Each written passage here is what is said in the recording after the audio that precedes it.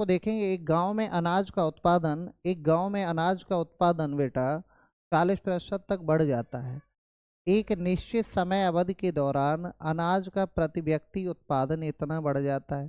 तो उसी समय अवधि के दौरान जनसंख्या में लगभग वृद्धि क्या है, यानी जनसंख्या में लगभग वृद्धि क्या है, ये वाली बात पूछ रहा है। बताएंगे आप सारे लोग।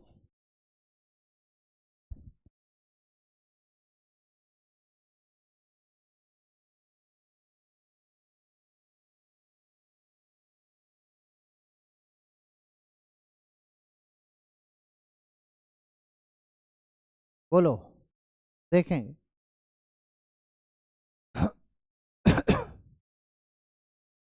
समझो इसको।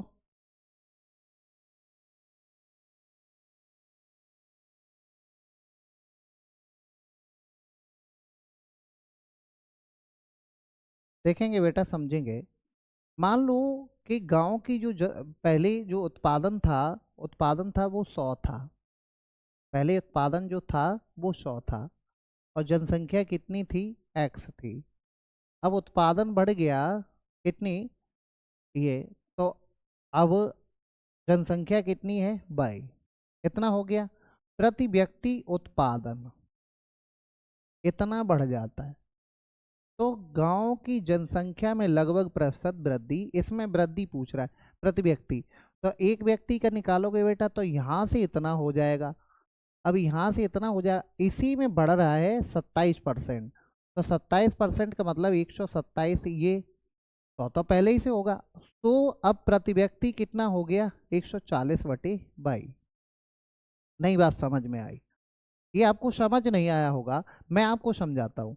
कि ये बताओ कि एक व्यक्ति 5 रुपए खर्च करता था और टोटल उत्पादन था 100 रुपए का।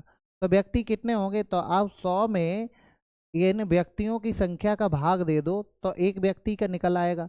तो ये तो पॉपुलेशन है, ये जनसंख्या है, ये उत्पादन है, ये जनसंख्या है। ठीक है बेटा, गई तो आप बाई और एक्स की कंपैरिजन करेंगे, बस यहाँ से इसको काट दीजिए। अब ये यहाँ पहुँचा दीजिए और चाहे ये यहाँ पहुँचा दीजिए। अब यहाँ पे देखेंगे तो 22/x बराबर कितना हो जाएगा, 100। अब ये बढ़ रहा है कितने पर, 127 पर बढ़ रहा है, तो 13 बढ़ रहा है बेटा। कितने पर, 127 पर, इंटू में कितना, 100।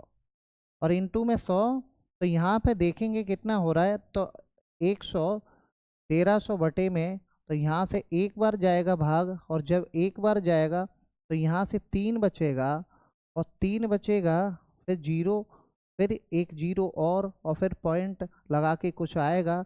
तो अप्रोक्सीमेटली पूछ रहा है, तो ऑप्शन कौन सा करेक्ट है, ऑप्शन आपका है ये 10% वाला करेक्ट है।